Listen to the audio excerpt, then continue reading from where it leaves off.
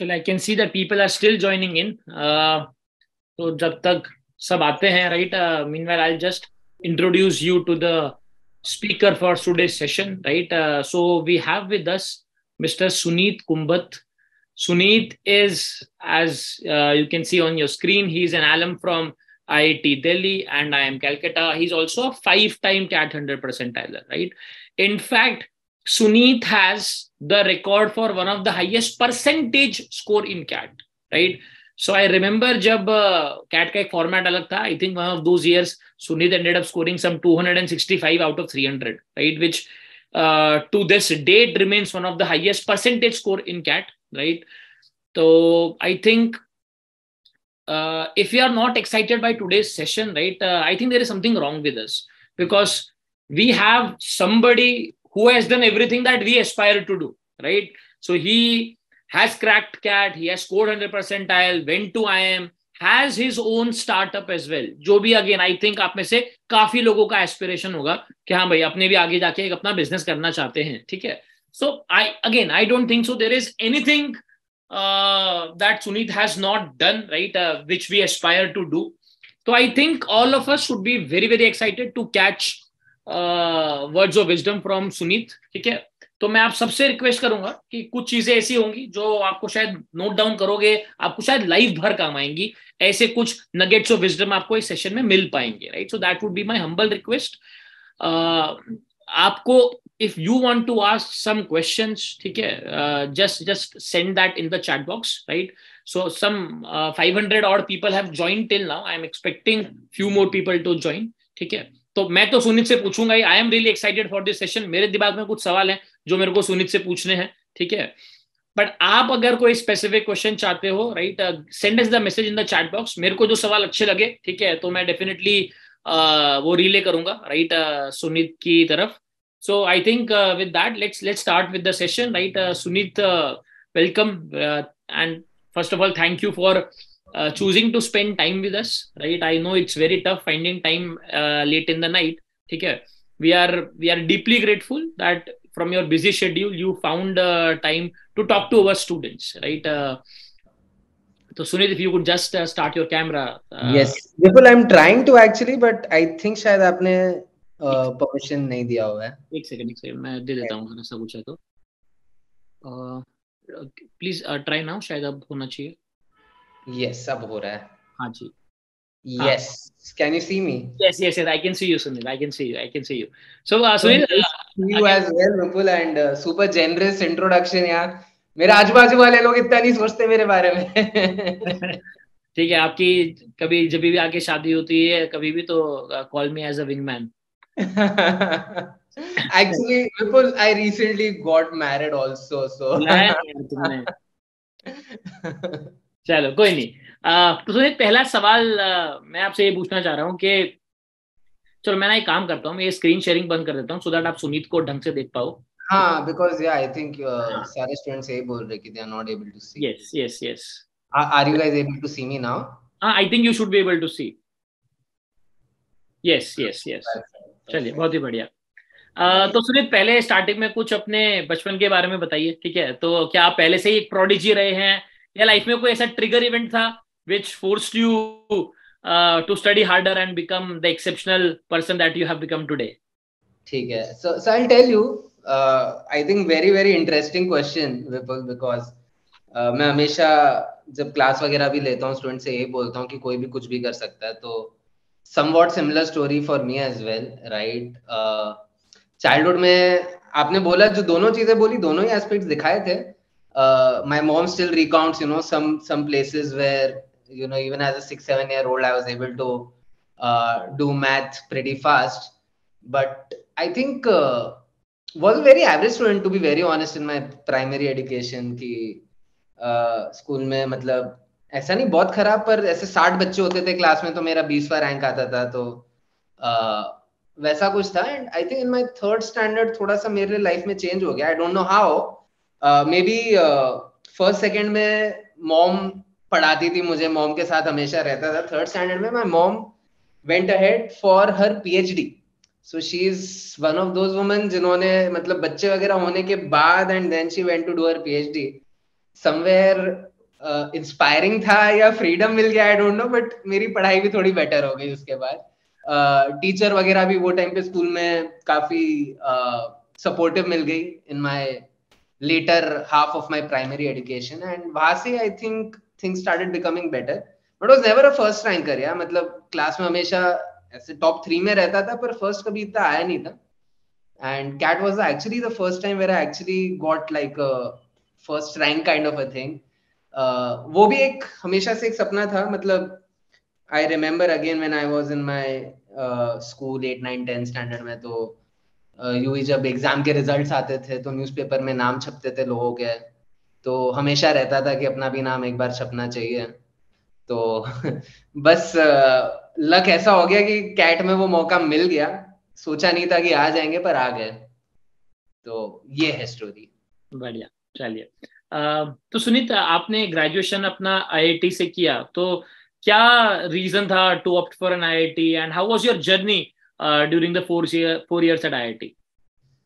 तो जेई के लिए प्रिपेयर कर रहा था, जेई में रैंक आ गया। जेई में जिसका भी रैंक आता है वो फिर आईआईटी में एडमिशन ले ही लेता है, अगर आईआईटी में मिल रहा हो। कभी कभी हो जाता है कि रैंक थोड़ा पीछे होता है, फिर वो स्ट्रीम वगैरह का।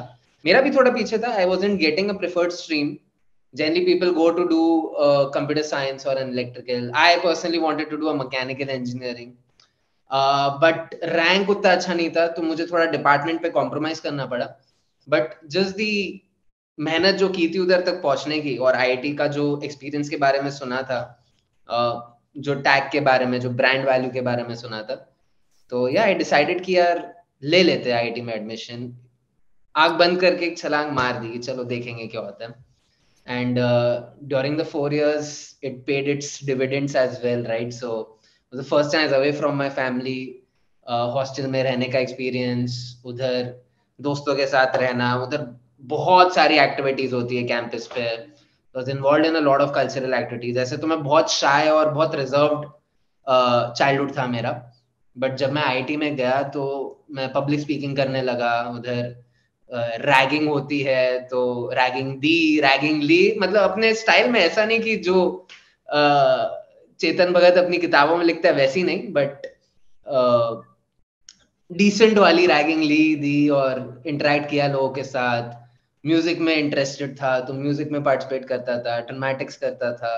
तो आई थिंक वहां से पर्सनैलिटी काफी एक डेवलप हुई। पढ़ाई तो ज्यादा की नहीं, इसीलिए कभी मेरा आई एम अहमदाबाद और बैंगलोर में होता चांस नहीं था, क्योंकि जीपीए बहुत स्ट्रांग नहीं थी मेरी।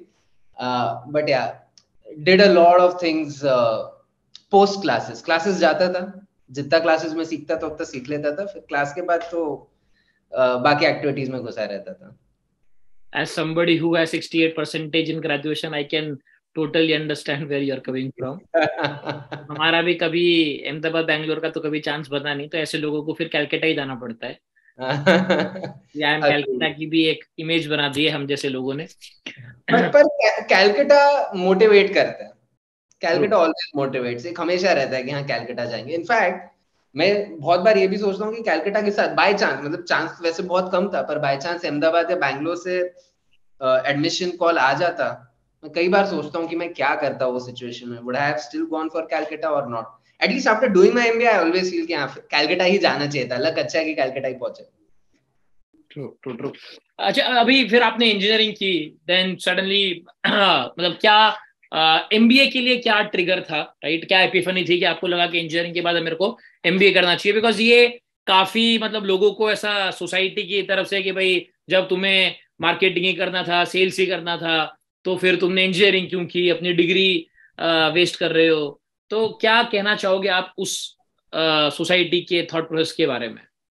हाँ, सो मेरा इधर बहुत ही सिंपल टेक है कि इंजीनियरिंग तो देखिए बहुत सारी सीट्स है, बहुत सारी जगहों पे होती है, पर जो आईआईटी में जो आपका 4 साल का एक्सपीरियंस है, मतलब ये नहीं बोलूंगा कि मैंने कुछ और देखा है, but the 4 years of experience I had in IIT, I would do anything to get those 4 years. मतलब I'll do it all over again as well, right? Even if I want, even if I knew कि मुझे business में जाना है, मुझे even arts करना हो, वो 4 साल का जो एक्सपीरियंस है, जो मेरी पर्सनालिटी मोल्ड की है, जो अच्छे टाइप का मेरा एक सर्कल बना है, एक फ्रेंड्स मिले, एक नेटवर्क बना है, I think that is what you gain out of those 4 years, apart from obviously your curriculum, right? So ऐसा नहीं है कि कुछ बिना सीखे आए, एक वहाँ का एक कल्चर साथ में लेकर आए हैं. इनफैक्ट वहाँ से ही एक जो एंटरप्रेन्योरियल स्पिरिट है वो वहाँ से ही कहीं ना कहीं डेवलप हुई है. बिकॉज आईआईटीज में ये बहुत होता है. इनफैक्ट आईएम्स में उतना नहीं होता जितना आईआईटीज में होता है, जहाँ specially IIT Delhi. Yes. yes, IIT Delhi, we have given so many good startups as well. तो या वहां से एक हमेशा से था, जब से ज्वाइन किया था ना, पहले एक साल के बाद ही सेकेंड ईयर में एक आइडिया लग गया था कि भाई एमबीए करना है. और क्या सीनियर वगैरह से मिलते हैं तो देखते भी है, कई सारे प्रिपेयर कर रहे होते हैं, कैट दे रहे होते हैं, तो एक आइडिया लग जाता है. प्लस कैंपस के आजू बाजू भी बहुत सारी जैसे क्लासेस वगैरह होती है, राइट. सो मुझे ध्यान है कि आईएमएस की भी एक सेंटर है आईटी के पास ही. तो ये सारे रीजंस के वजह से कहीं ना कहीं था कि हाँ एमबीए करना ही है. और दिख भी रहा था यार, आईटी में कोई ज्यादा पढ़ाई कर नहीं रहे थे, जीपीए 6 पॉइंट समथिंग थी, तो लगता भी था कि एप्टीट्यूड एग्जाम अच्छा दे सकते हैं, which is what CAT is, right. So in fact in my second year I remember during my third and fourth semesters, मैंने वो साल का कैट पेपर तब पेन पेपर रहता था. तो वो साल का कैट पेपर मैंने कहीं से सोर्स किया और मैंने घर बैठ के अपने आप को टाइम करके वो टेस्ट वगैरह दिया और थोड़ा ऑनलाइन रिसर्च किया कि स्कोर पे क्या परसेंटाइल आ सकती थी. तो काफी डिसेंट परसेंटाइल मेरी बन रही थी. आई थिंक 98 या 99 पॉइंट समथिंग कुछ बन रहा था. Obviously English was always a pain point, तो उधर एक थोड़ी तकलीफ दिख रही थी कि यार इसका कट ऑफ क्लियर करने में प्रॉब्लम आएगा. बट ओवरऑल ऐसा लग रहा था कि हाँ पॉसिबल है ये क्रैक करना, तो कर लेते हैं. मेरा ज्यादा था कि यार एग्जाम क्रैक कर सकते तो कर लेते हैं एमबीए, और बाकी लोग कर ही रहे. some of the seniors I looked up to, they were also preparing, and you know one of them went to IIM Ahmedabad when I was in my second year. तो लगा कि हाँ यार सही लग रहा है ये रास्ता. परफेक्ट. अच्छा, बाय द वे, अभी तो क्या आईएमएस के अंदर हमारी एक फिलोसॉफी है कि all the mentors take CAT, तो हम भी कैट एग्जाम देते हैं. And now it's a very different experience, right. But एक टाइम पे हम भी स्टूडेंट थे, हमने भी एक कॉलेज जाने के एस्पिरेशन से एग्जाम दिया था. तो आपने जब पहली बार जो कैट दिया, right, how was that experience? How did you deal with pressure? Because I am sure अब तो कोई प्रेशर होता नहीं है, because we are not appearing for CAT in order to get into a college. हम exam समझने के लिए कैट एग्जाम दे रहे हैं. So as mentors we don't feel that pressure. But उस टाइम पे definitely वो pressure feel हुआ होगा. So what was your mindset at that time when you appeared for the very first CAT? Yeah. So my very first CAT, to be very very honest, I wasn't very well prepared. Like I knew it before the test कि यार preparation थोड़ी हल्की रह गई है. मैंने मॉक्स दिए थे काफी, पर उतने नहीं. मैं बाद में तो मैं 30 देता था, वो टाइम में मैंने करीब 10-15 मॉक दिए थे. पर मैंने इंग्लिश के लिए बहुत ज्यादा कोई अलग से तैयारी की नहीं थी. इनफैक्ट मैं कम ही पढ़ता था, और जब भी पढ़ता था मैं मैथ करता था, क्योंकि मैथ मुझे पसंद था.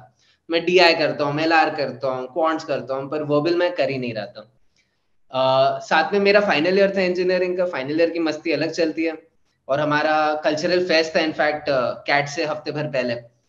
तो मैं उसमें कोऑर्डिनेटर भी था. हमारा एक रॉन्डेवू नाम का काफी पॉपुलर फेस्ट है, मतलब it's the second biggest in India, at least हम वो बोलते थे.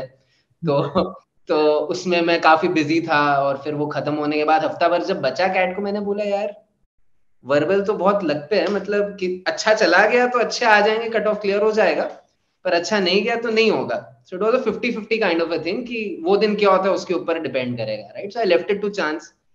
तो to be honest I was not very very perturbed. Exam के दिन पे, रिजल्ट के दिन पे था मैं काफी टेंशन में था रिजल्ट के दिन पे कि क्या आएगा. पर एग्जाम के दिन पे उतना टेंशन था नहीं. मॉर्निंग स्लॉट भी था. मॉर्निंग स्लॉट में ये होता है सुबह उठो और उठते आपको सेंटर पहुंच जाना उधर.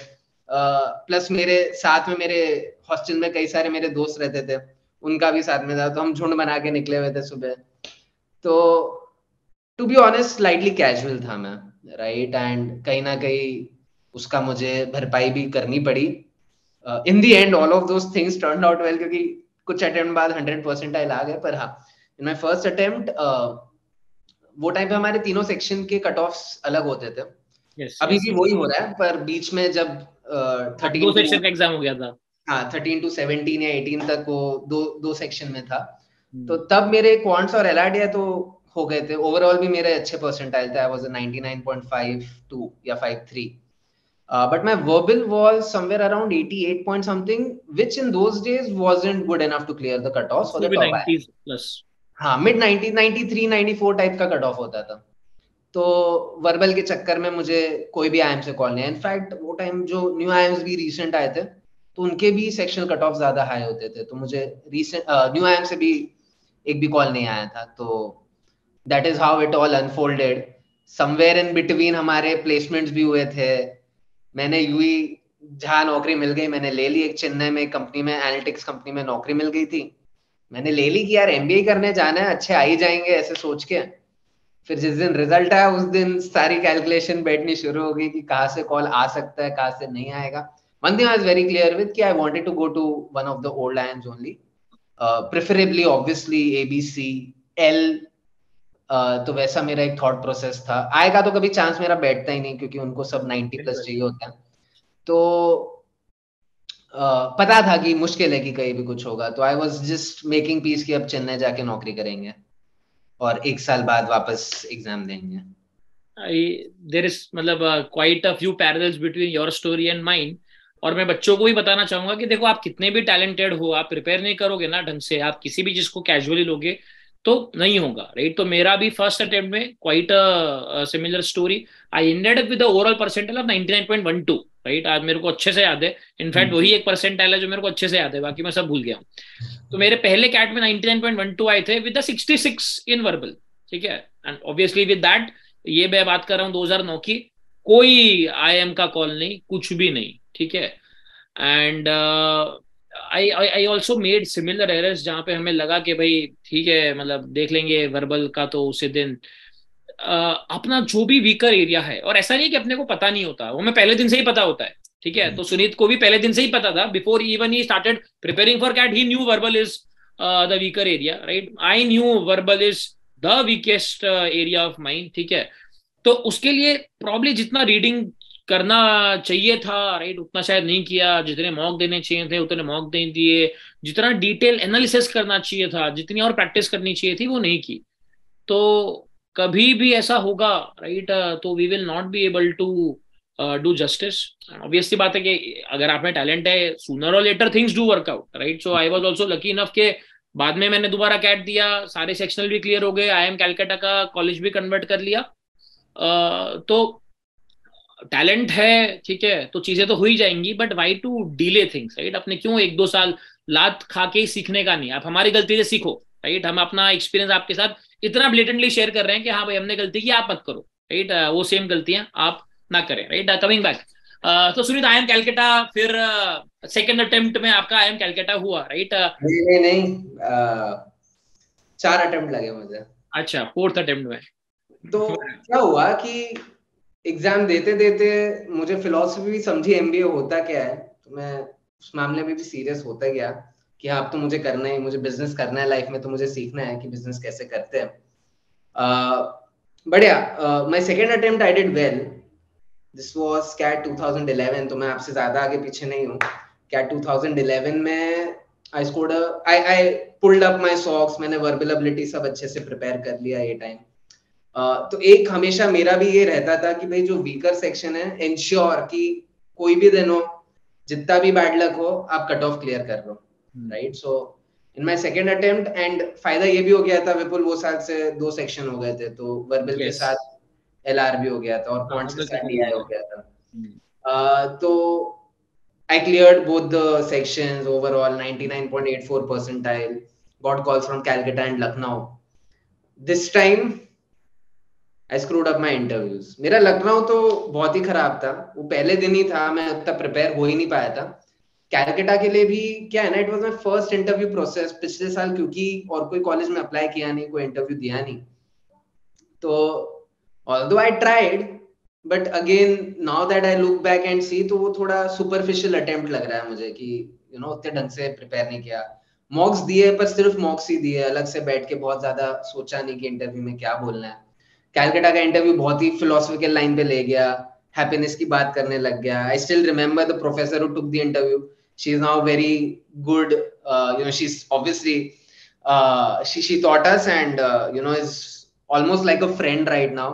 right? Although obviously there's a big age difference, but yeah, I keep meeting her in between. वो अभी बॉम्बे में भी शिफ्ट हो गई है. तो मुझे याद है कि उनके साथ मैंने हैप्पीनेस के ऊपर डिस्कशन किया था ड्यूरिंग द इंटरव्यू कि हैप्पीनेस क्या होती है, कैसे होती है, क्यों होती है. एंड वो साइकोलॉजी की प्रोफेसर थी, तो ऑब्वियसली बोली क्या बकवास कर रहा है ये लड़का, राइट. और मैं इंटरव्यू से निकला हूँ, मुझे लग रहा है यार, लग रहा है हो गया, अच्छा हुआ है. जिस दिन रिजल्ट आया तो I did not get into IIM Calcutta, not even in the wait list. Took another attempt. तो वो टाइम पे नौकरी को 1 साल हो गया जब रिजल्ट आया. अब मैंने बोला अब नौकरी नहीं करनी, अब चेन्नई से वापस बॉम्बे जाएंगे, और तब मैंने अपना स्टार्टअप चालू किया. सो थॉट यही था कि 1 साल स्टार्टअप चला लेते हैं और तब तक कैट देके चले जाएंगे MBA करने, तो एक एक्सपीरियंस ले लेते हैं बिजनेस का before I do an MBA. But startup में अगेन थोड़ा बिजी हो गया, वापस अपनी तैयारी में कॉम्प्लिसेंट हो गया थोड़ा सा कि भाई अब तो वर्बल भी आता है, अब क्या ही करना है. टेस्ट वेस्ट भी बहुत ज्यादा दिए नहीं, मॉक्स भी देता था तो घर बैठ के देता था. आइडियली आई फील कि हमेशा सेंटर पे जाके देना चाहिए, आपको थोड़ा रियल एग्जाम का एक सिनारियो, एक उसका मॉक हो जाता है. Mock is a complete mock according to me, not just question solve करो बस, but go to the centre, एक थोड़ा शोर में आप थोड़ा टेस्ट दो, एक फर्क पड़ता है उसका. ये टाइम भी मैं जब अपने, मेरा सेंटर गाजियाबाद में था, राइट नाउ आई एम इन गुड़गांव. मेरा सेंटर गाजियाबाद में था एंड उधर मानोगे नहीं यार, बड़ा शोर, बाहर कुछ कंस्ट्रक्शन चल रहा है, इन्विजिलेटर अलग अपने चर्चे कर रहे हैं उधर. मेरे को, मैं खुद दूसरे स्टूडेंट्स के बिहाफ पे, क्योंकि अब मेरा तो क्या ही जा रहा है, मेरे को वो लोग कुछ बोल भी देंगे, कुछ कर भी देंगे, उस फर्क नहीं पड़ना है. सबके बिहाफ पे मैं उनको शांत करा रहा हूँ कि चुप हो जाओ, राइट. तो ऐसी सिचुएशन आ सकती है, आपका लक खराब हो सकता है एग्जाम में, right. So I did not prepare for all those things. मैं एक मॉर्निंग पर्सन उतना हूं नहीं. Generally I would always prefer an afternoon slot over a morning slot. Those times we had the choice to select our slots, and I still chose a morning slot just because one of my friends was going to give in that slot. वो एक दिन पहले मेरे घर आके रह लिया, मैंने भी उसको रहने दिया. थोड़ा सा डिस्ट्रैक्शन हो जाता है यार आपकी, जो you need to be in your zone one day before the exam, right? And be at your best when you enter the examination hall. So इस सारी चीजों में मैंने गड़बड़ घोटाला कर दिया. तो वो अटेम्प्ट में मेरे क्वांट्स और DI में, तो जो QA DI वाला सेक्शन था, I had 99.99 percentile, but my VALR section was 69 point some percentile. So my overall was 99.2. again no calls from the IIMs. अब तो कट ऑफ भी कम हो गए थे, 80 परसेंटाइल हो गया था सेक्शन का कट ऑफ, वो भी नहीं क्लियर हुआ क्योंकि 69 पॉइंट समथिंग आया. तो कहीं कुछ नहीं हुआ. एक FMS था जो कट ऑफ देखता नहीं था सेक्शंस के, तो FMS से एक इंटरव्यू कॉल तो आया, पर अगेन मैं बहुत ज्यादा श्योर नहीं था, क्योंकि IIM के सपने देख रखे थे. फिर भी मैं गया था इंटरव्यू देने, पर बहुत अगेन उधर भी कैजुअल था. इन अ वे मैं थोड़ा, टू बी वेरी ऑनेस्ट, मतलब करना नहीं चाहिए ये, पर हाँ मैं काफी कैजुअली गया था और बहुत ज्यादा प्रिपेयर किया नहीं था, तो उधर कन्वर्ट हुआ नहीं. And then I took a fourth attempt, जिसमें मैंने सारी चीजें सोची कि सब सही करूंगा ये टाइम, क्योंकि वो आखिरी अटेम्प्ट था. घर वालों ने एक अल्टीमेटम दे दिया था कि बॉस अब और नहीं रुक रहे. वो तो तीसरे वाले पे बोल रहे थे जो मिल रहा है ले ले. तो उन्होंने और भी बोली कि CET दे, CMAT दे, सारे एग्जाम दे, जहां मिलता है ले ले. पर मैं थोड़ा अड़ा रहा, मैंने थोड़े आंसू बहा दिए उनके सामने कि नहीं मैं कुछ नहीं कर रहा, मैंने सोच के रखा है कि मुझे IIM जाना है, वरना मैं कहीं नहीं जा रहा. तो वो लोग ने बोला चल ठीक है 1 साल और. तो next year again I continued my startup also became very very demanding. There was a lot of work over there. As at a point of time I was working around 16 hours a day, 16 to 18 hours a day. रात को बस सोता था, 3 बजे सोने जाता था, 7 बजे उठ जाता था. ऐसा स्केड्यूल बना हुआ था मेरा for 2 months, August and September. October and में एग्जाम थी मेरी. अगेन वो टाइम पे आप स्लॉट्स अपने सिलेक्ट कर सकते थे, तो थोड़ा लंबा पीरियड होता था, नॉट लाइक नाउ जो नवंबर लास्ट संडे होता है. तो अक्टूबर एंड में मेरी एग्जाम थी. I remember I think almost a month before the exam मैं कहीं तो जागा कि यार मैं काम में बहुत घुस गया हूँ, मैंने जो सोचा था मैं अपने टेस्ट वेस्ट दूंगा, प्रिपेयर करूंगा, वो मैं कर नहीं रहा हूँ. Let's just take a test, है ना. तो मेरे को एक मॉक दिए हुए भी महीना भर हो चुका था वो टाइम पे. So I took a mock and I got like 98 point some percentile overall. Obviously it's again a great percentile, but given my history where I was generally a 99 plus in my CAT attempts, मैंने बोला startup बंद। तो मैंने अपने को founder था, मैंने उसको कॉल, वो चिल मार रहा था, कुछ नहीं कर रहा था, मैं इधर पूरी मेहनत कर रहा हूँ। मैंने उसको कॉल लगाया, मैंने बोला भाई लग जा, मैं कुछ नहीं कर रहा, फोन मेरा बंद है, तो बस संडे टू संडे आधा घंटा तुझसे बात करूंगा। And those 4 weeks I did nothing, to be very honest. I did not like study all the time, but I just took tests very regularly. Every alternate days I used to take tests. थोड़ा बहुत बीच बीच में practice करता था, पर दिन में कभी बहुत ज्यादा मेहनत नहीं करता था, 6-8 घंटे उतना नहीं, बट ज्यादा मेडिटेट करता था, समझता था कि क्या स्ट्रैटेजी से एग्जाम देना है। In between there used to be days where I used to even take 3 tests a day. I feel that is a very good strategy, especially if you're gunning for a very high percentile, right? मतलब आप एक दिन अपने आप को इतना थका दो और फिर भी टेस्ट दो और देखो आपको क्या परसेंटाइल आते हैं, राइट? वो भी काफी इंपॉर्टेंट होता है। You never know again exam के दिन पे क्या हो जाएगा, आपका सेंटर किधर होगा। Although this time I wasn't a student, पर मैं गुड़गांव रह रहा हूँ, गाजियाबाद सेंटर था, मैं सोचा 1.5 घंटे 2 घंटे में पहुंच जाऊंगा, मुझे 3 घंटे लग गए। मैं मतलब जितना बफर लेके चला था, एकदम 15 मिनट पहले पहुंचा हूँ एग्जाम के, भागते हुए कि मुझे एंट्री मिल जाए। Although obviously again not a lot at stake, but यार इतनी मेहनत करके जब गया हूँ तो सेंटर में तो घुस जाऊं, तो कुछ भी हो सकता है, right? There have been students in the past who reach the wrong centre because 2 centers are of the same name, right? So just prepare for every eventuality. That is what I did that time. And वो धीरे धीरे 98 point something था, तो पहले 2-3 attempts में मॉक्स में 98 point something ही आ रहे थे, फिर धीरे धीरे 99 हुआ, 99.2, 4, 5। मेरे लास्ट अटेम्प्ट में which was around 5 or 6 days before my CAT attempt, I scored a 99.9ish in my mock and I was like बस अब छोड़ देते हैं, अब सीधे एग्जाम देंगे, कोशिश करेंगे कि एग्जाम में पीक करते हैं। एक और टेस्ट दिया, उसमें पीक कर दिया, 100 ले आया बाय एनी चांस, और फिर एग्जाम में उसका प्रेशर लेके बैठा रहा तो तकलीफ हो जाएगी। तो मन में तो हमेशा रहता ही था कि यार 100 जैसे ही देना है, पर वो टाइम एग्जाम जब दिया था, वेरी ऑनेस्टली स्पीकिंग, सोचा नहीं था कि पिछले साल से बेटर हुआ। मुझे लग रहा है पिछले साल से खराब ही हुआ है। मैं डरा हुआ ही था कि मेरे वर्बल में वापस खराब आने वाले हैं, राइट? इनफैक्ट पिछले साल तो मैंने IIM लखनऊ ने एग्जाम सेट किया था, मैंने रिजल्ट के बाद उनको मेल डाले थे, 3 बार मेल डाले थे कि आपने कुछ गलत किया है, मेरा इससे बेटर हो, because I actually came out of the exam with a very good feeling about the exam कि यार मैंने बहुत अच्छा किया। तो वो लोग का भी मेरे को रिप्लाई आ गया था कि बेटा अगले साल आप, अब 2 हो गया, हमने सब सही किया हुआ है। तो या in my 4th attempt went into the test आराम से, एकदम कूल काम। एक फन फैक्ट वो टाइम का भी ये था कि वो टाइम हर एक स्लॉट में तो अलग अलग 20 दिन चलता था एग्जाम, 40 स्लॉट होते थे टोटल, और अभी ऑलरेडी एग्जाम चले हुए 5-6 दिन हो चुके थे। तो एक सवाल था, एक चीटी का सवाल था कि भाई एंट वाला क्वेश्चन एंड वाला सवाल, वाला, हाँ वो हर हाँ स्लॉट में आ रहा था, हाँ, हर स्लॉट में आ रहा था। By route 3। हाँ, तो उसका आंसर सबने भर दिया था। मैं रास्ते में भी था ना, वो लाइन में लगा हुआ था एग्जामिनेशन हॉल एंटर करने के लिए, और सब लगे हुए यार वो चीटी वाला आएगा ना, आपको बस ये रूट 3 भी नहीं, ऑप्शन बी मार्क करना है बस। अब आप सोचो मेरा लक ऐसे कि the first question was the चीटी वाला सवाल, and I just could not believe my luck. Like first question ही आ गया। मैंने फिर भी मैंने ऐसे नहीं था कि मैं आंख बंद करके मार्क कर रहा हूँ, क्या पता नंबर कुछ बदल दी हो, मुझे ऑब्वियसली तरीका पता था उसको कैसे सॉल्व करना है। तो मैंने ऑब्वियसली टाइम तो लगा नहीं ज्यादा, क्योंकि पता था 15-20 सेकंड में सॉल्व किया, सही आंसर आया, मार्क किया, और फिर वो मोमेंटम चलता रहा पूरे एग्जाम में। तो हाँ, that attempt I actually scored more in verbal by the way than in quants. From a 69 point something I went to a 99.99. I don't know how it happened, though I was a bit lucky, I will say. I got a 99.99 in verbal and LR, and quants JIM I got a 99.97, and overall was a 100 percentile. And result के दिन तो obviously बहुत ज्यादा डरा हुआ ही था, मतलब मेरे को देखना ही नहीं था। मैं हर बार सुबह जल्दी उठता था, आधे घंटे पहले से बैठता था, रिफ्रेश करता था बार बार। अभी तो उतना होता नहीं, अब टेक्नोलॉजी काफी बेटर हो गई कि एक बार में खुल जाता है, पर वो टाइम पे खुलता नहीं था, वो बार बार रिफ्रेश करते रहता था।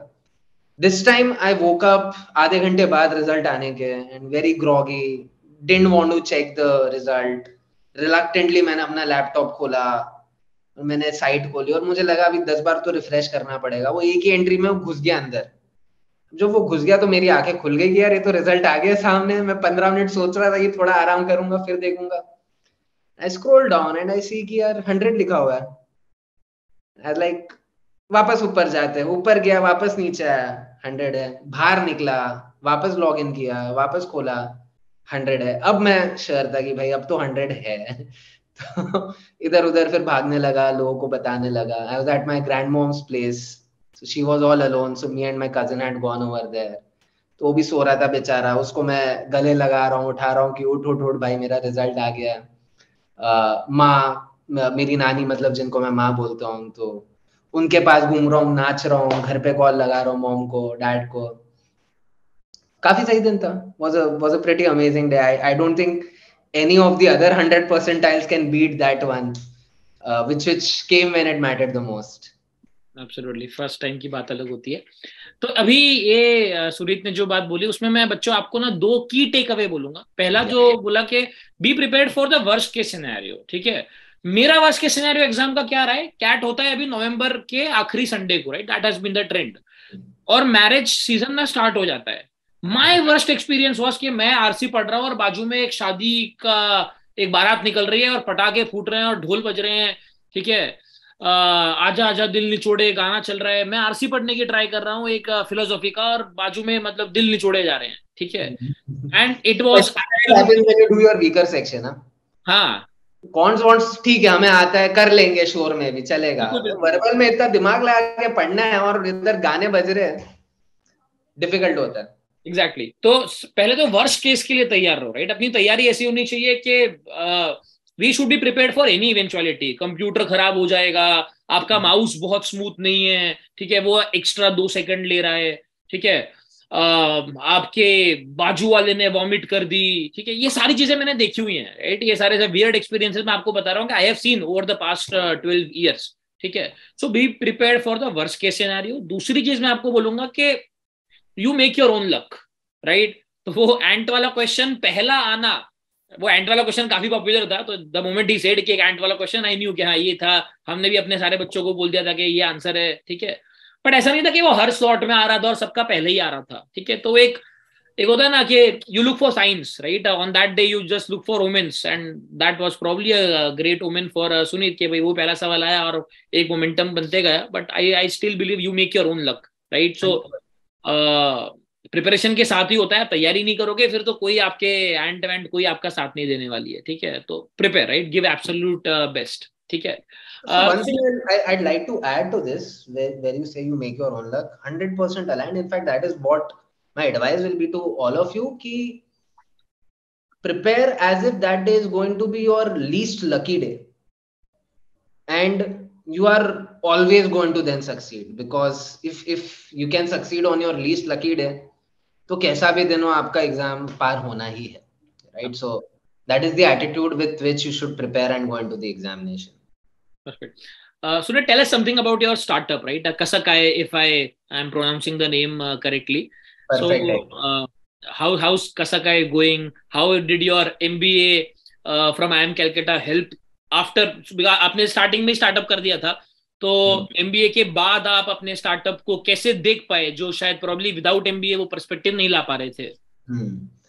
So before doing my MBA ना, I was doing another startup which was called Words for You. मैं जब MBA करने गया था ना, तो मैं ये सोच के गया था कि MBA करने के बाद वापस इसी में आऊंगा.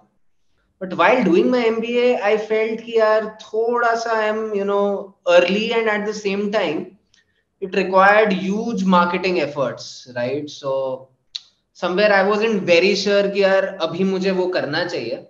So during my MBA, during my second year, जब placements वगैरह का time आ रहा था और decide करना था कि अब life में करना क्या है, तो मेरा बिल्कुल मन नहीं था कि यार नौकरी करूंगा. तो मैंने अपने आप को एक रूम में बंद कर दिया, एंड 2 दिन लगातार क्लासेस के बाद 3-3, 4-4 घंटे बैठ के बस आइडियाज अपने लिस्ट कर रहा था कि मैं क्या क्या करना चाहता हूँ, क्या क्या चीज है जो मुझे पैशनेट बनाती है, एंड क्या क्या ऐसी चीजें हैं फिर उनमें से जो दुनिया को भी जरूरत है. वो होता है ना, वो आपने एक 4 सर्कल वाला देखा होगा, what the world needs, what the world is willing to pay for, what you are passionate about, what you can do well, right. तो वो चारों एंगल से सब कुछ मैंने मैंने हर एक चीज इवैल्यूएट की, और फिर मैंने डिसाइड किया कि एक काम करते हैं, 1 साल जस्ट आइडियाज ट्राई आउट करते हैं, right. So after my MBA I took out 1 year. I did a lot of pilots, right? In fact, one thing which was constant was teaching. So I started teaching immediately.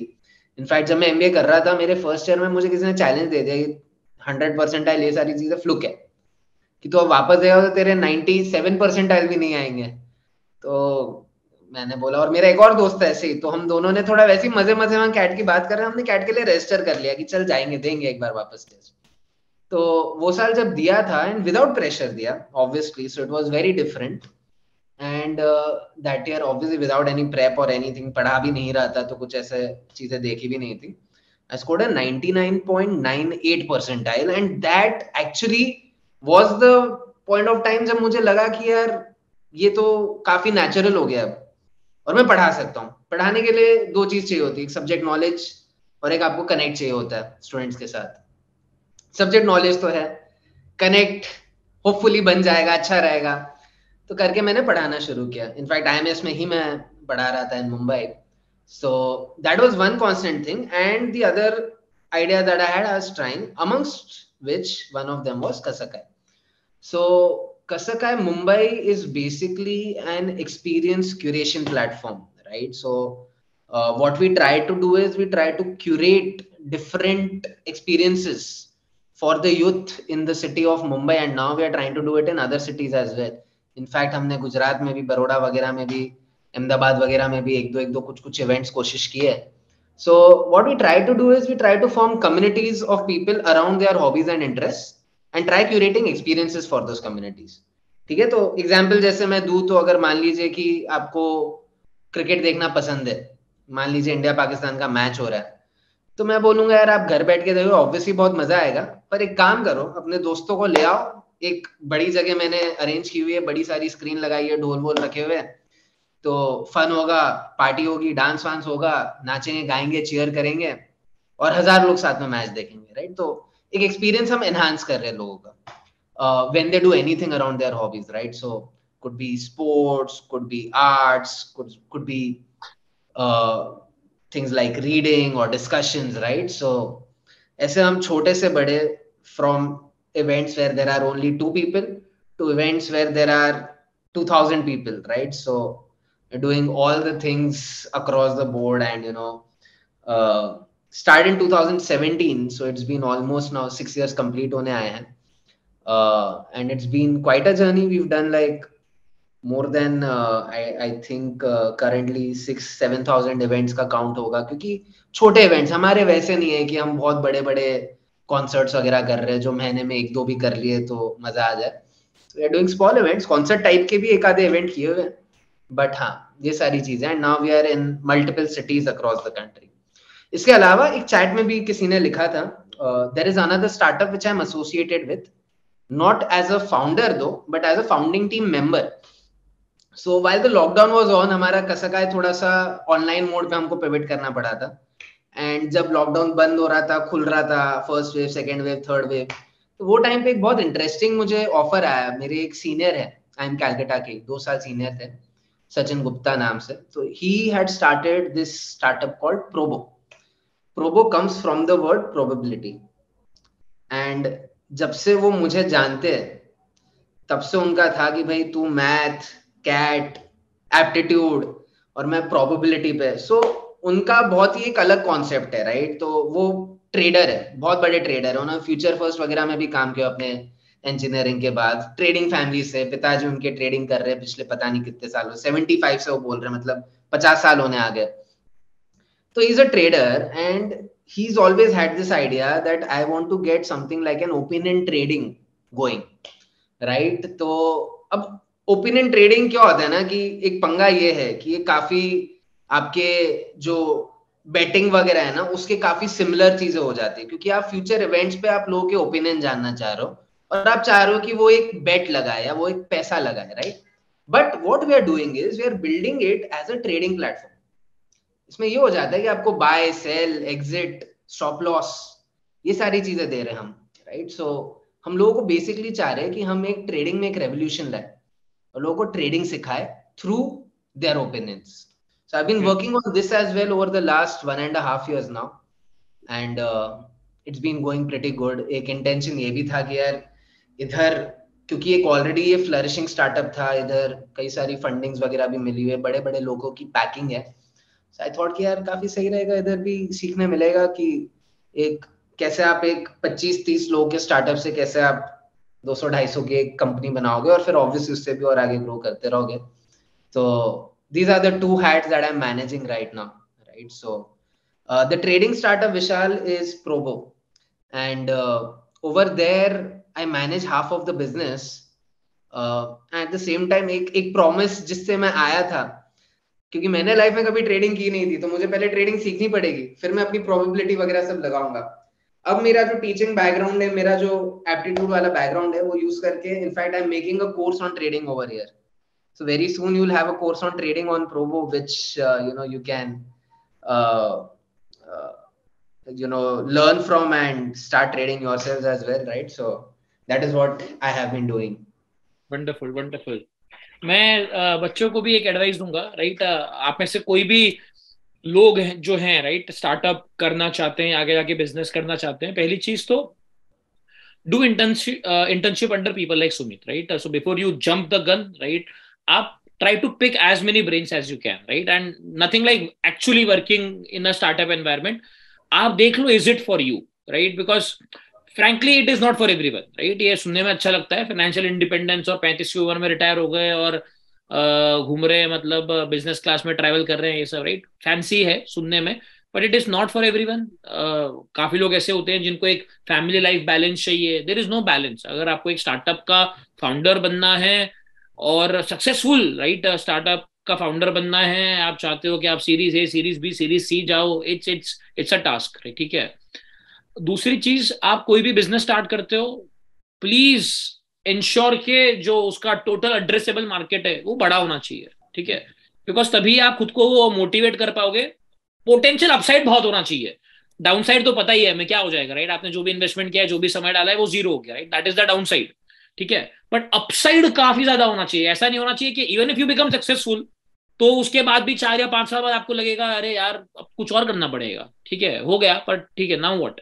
तो एक ऐसी चीज पकड़ो कि जिसमें फिर आप बस करते जाओ करते जाओ करते जाओ and sky is the limit, ठीक है। चलिए अब चीज मैं बोलूंगा विपुल इधर कि हाँ जी, one preparation that everyone should do before they join, before they start a startup, or there is this one very relevant question which comes from students a lot: should I leave my job to prepare for the exam? I think it's very similar. Should I leave a job to start my startup as well, right? Very important is that you yourself should be very disciplined and should have a very well thought out plan, right? If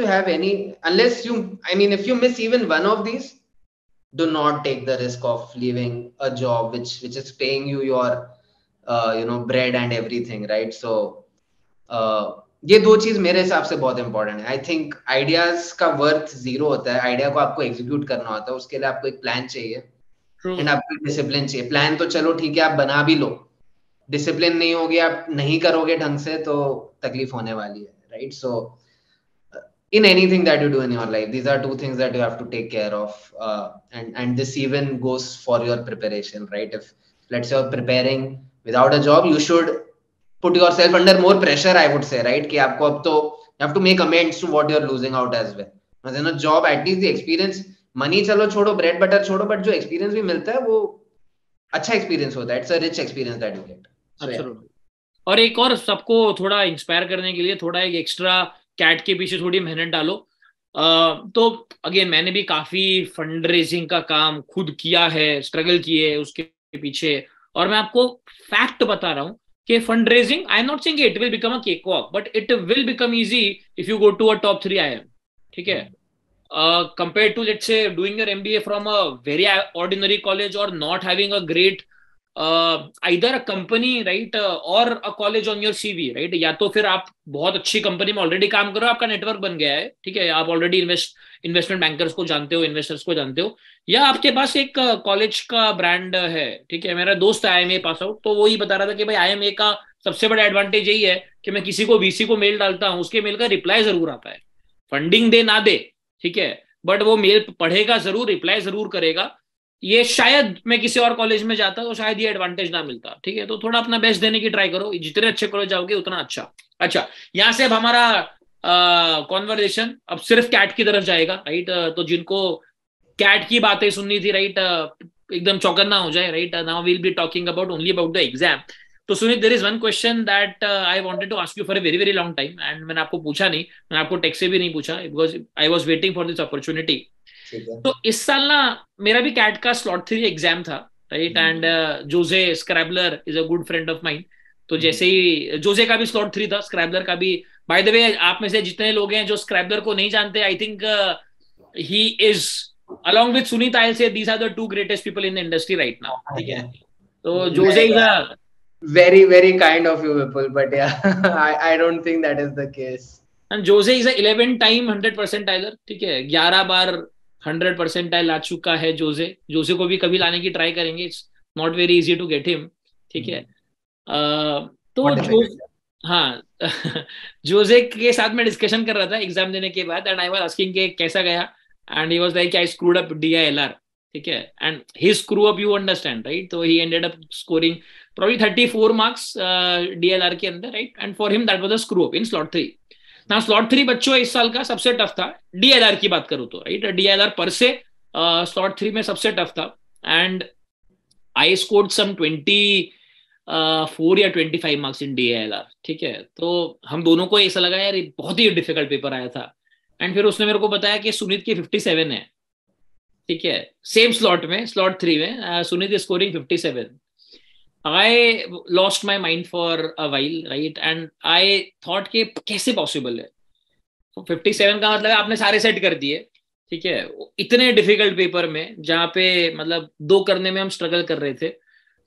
and this is not probably for the first time that Sumit has done exceptionally well in DILR, ठीक है। I think ये दूसरी या तीसरी बार है जब उसका score पूरी कंट्री में बाय मार्जिन हाईएस्ट है, राइट, बाय मार्जिन, ठीक है।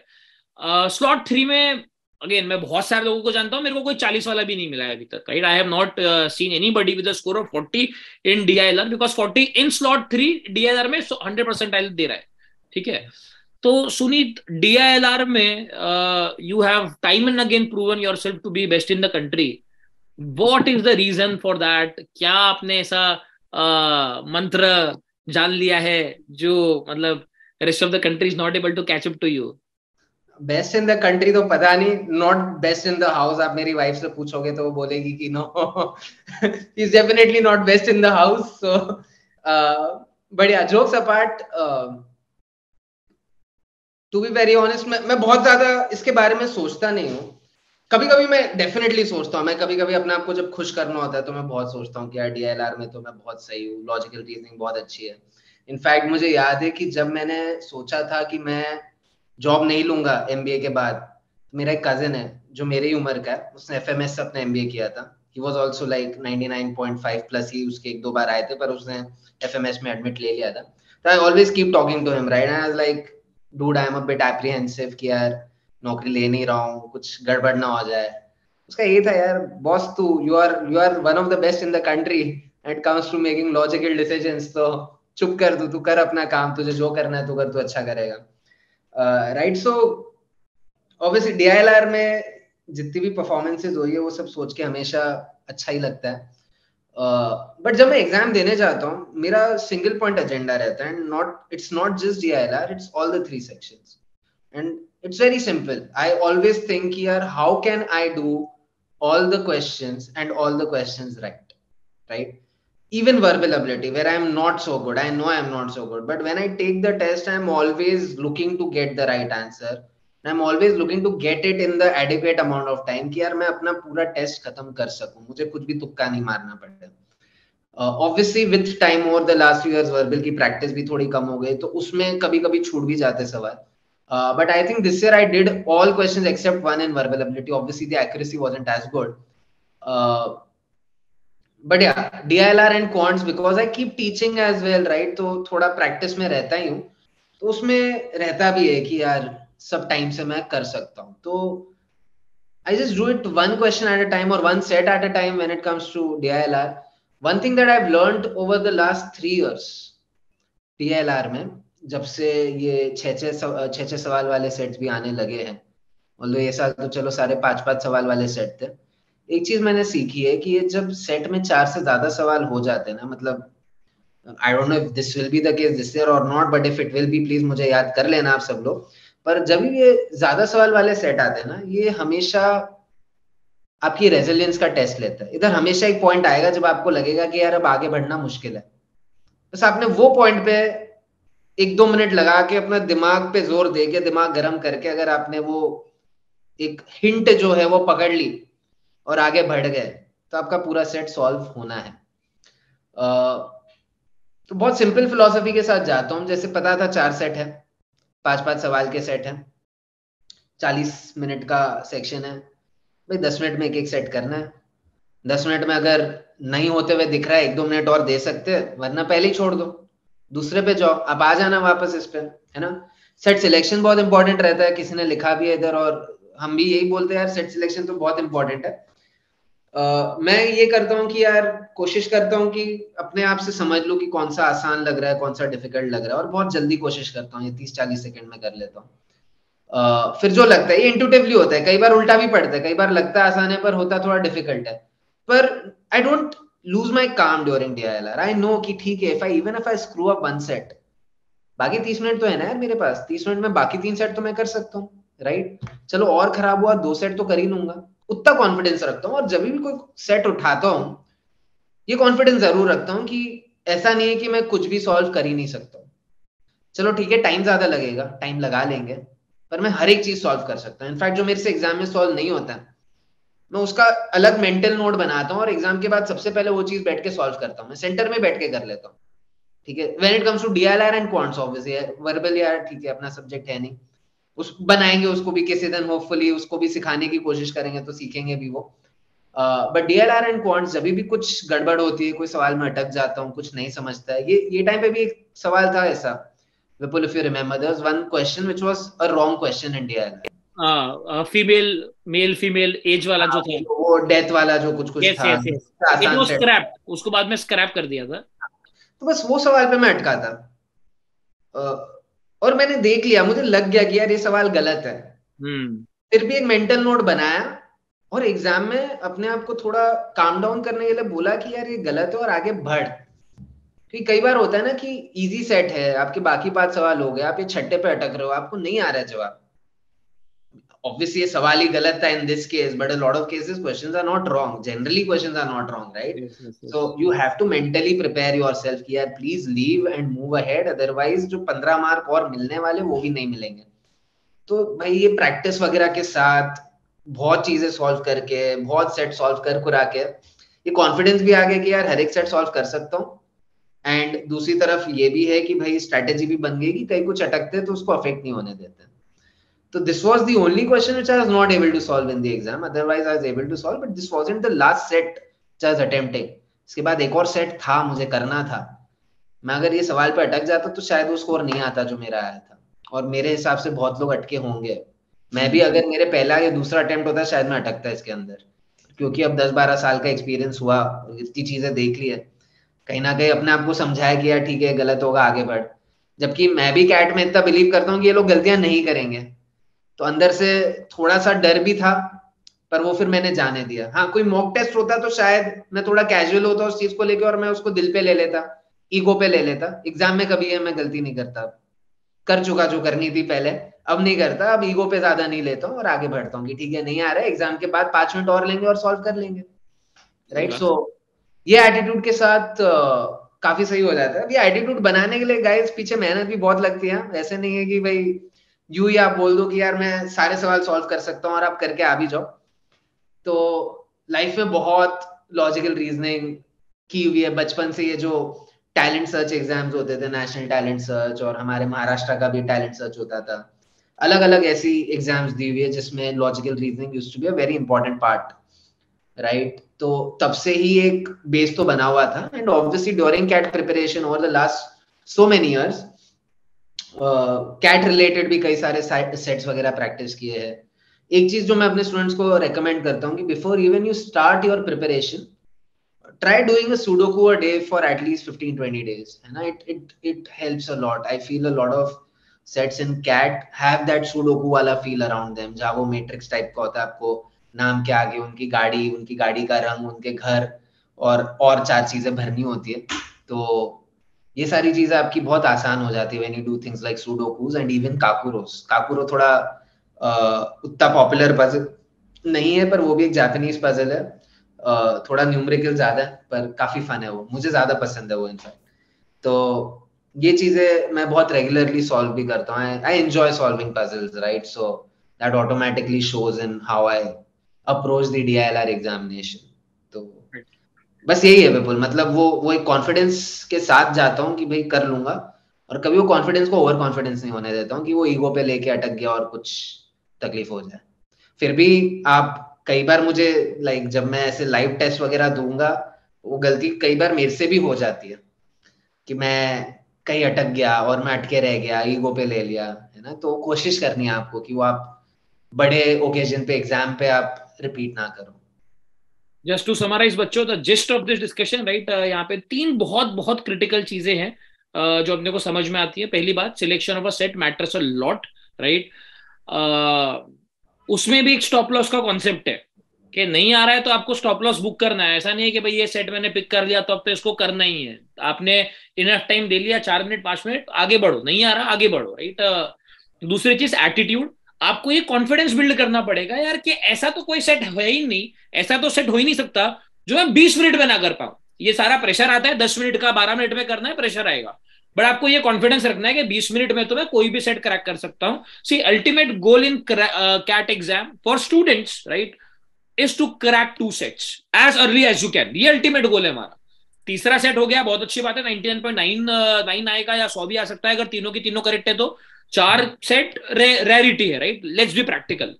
हमारा गोल है कि यार वर्स्ट केस में भी 2 सेट तो मेरे होने ही चाहिए. 2 सेट का मतलब है 30 नंबर, अगर आपके सारे करेक्ट हुए तो. 30 मार्क्स में 99, हायर 99 आ रहा है पिछले कुछ साल की बात करूं तो, राइट. तो अल्टीमेटली हमारा गोल है कि भाई 2 सेट हमें करने हैं, उसके बाद हम देखेंगे कितने हो सकते हैं. और 2 सेट का मतलब है 40 मिनट है, 20 मिनट में तो हो ही जाएगा यार. ये आपको इतनी प्रिपरेशन करनी है और इतना फेथ रखना है खुद के ऊपर कि भाई कुछ भी हो जाए 20 मिनट में तो मैं कोई भी सेट निकाल ही लूंगा. प्रेशर नहीं लेना है. तीसरी चीज, लॉजिक डेवलप करो, राइट. तो वो कैट के सीधा क्वेश्चन करके नहीं होगा, वो डेली बेसिस पे लॉजिक डेवलप करना है अपने को. सो काकुरो पजल, सुडोकू 2 सुमित ने रिकमेंड किया, राइट. और भी ऐसे एप्स मिलेंगे आपको, राइट. एलिवेट है, ठीक है, ल्यूमोसिटी है. तो ऐसे जो लॉजिकल थिंकिंग डेवलप करने वाले ऐप हैं, राइट. एंड मैं बोलूंगा क्रिटिकल थिंकिंग भी इसके अंदर में गिनूंगा, दैट ऑल्सो अ वेरी की स्किल. तो इन सब चीजों के ऊपर काम करते जाओ, डेली बेसिस पे करो. डेली बेसिस पे करोगे तो होगा. एंड लास्टली, लाइव मॉक का सुनीत ने मेंशन किया, राइट. तो next time whenever Suneet takes a live mock, I will also invite all of you, right. आप सुनीत को वाकई में एक लाइव मॉक देते देखना, राइट. उससे आपको मालूम पड़ेगा कि हाँ भाई क्वेश्चन को या सेट को कैसे अप्रोच करना चाहिए, कैसे सिलेक्ट करना चाहिए, right. So Sunit does this very frequently, जहां पे he will not see a mock and he will take a live mock in front of you, जहां पे he will also tell you कि how he is thinking, right, how he is approaching those questions, ठीक है. अगला सवाल सुनीत, मैं आपसे ये पूछना चाह रहा था कि आपका इस साल क्वांट के अंदर भी फुल स्कोर है, 22 आउट ऑफ 22 करेक्ट. नाउ मैं फ्रैंकली 22 क्वेश्चन अटेम्प्ट करना बहुत बड़ी बात नहीं समझता हूँ. हम लोग भी 22 क्वेश्चन 21 क्वेश्चन अटेम्प्ट तो कर ही लेते हैं, लेकिन बड़ी बात मैं मानता हूँ कि 22 के 22 करेक्ट करना, और वो भी कंसिस्टेंटली ईयर ऑन ईयर सब कुछ करेक्ट करना. तो जैसे मैं हर साल 2-3 तो गलती कर ही देता हूँ, right. I end up making some silly errors, जो कि बाद में शर्म आएगी कि अरे यार ये तो कैसे ही मतलब गलती कर दी. बट आप ये गलतियां नहीं करते हो, ना के बराबर करते हो. तो how to avoid silly mistakes, ये काफी बच्चे भी पूछते हैं हमको, और मैं तो अपना आंसर देता ही हूं उनको, ठीक है. बट मैं आपसे भी ये जानना चाहूंगा कि हाउ कैन वी अवॉइड दो silly errors which decrease our score by 4 marks. Got it.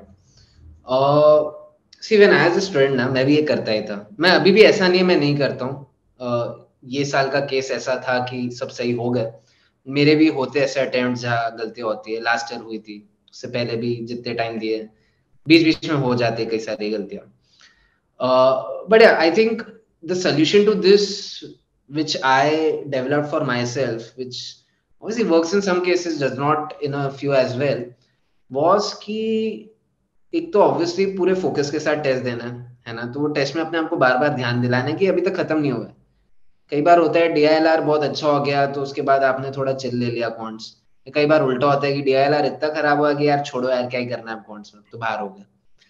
In fact ये दूसरे वाले ने तो कई लोगों की नैया भी डुबाई है, क्योंकि डीआईएलआर इतना डिफिकल्ट आ रहा है आजकल कि भाई कुछ सवाल सही हो जाते हैं अगर, तो भी आपकी कट ऑफ क्लियर हो जाती है और फिर आप क्वांट्स में अटक जाते हो। Anyways let's not go over there, but obviously वो एक एटीट्यूड, जैसे इस साल डीआईएलआर अच्छा हुआ, पता था कि यार अच्छा हुआ है, सारे जो जवाब दिए सही लग रहे हैं, पर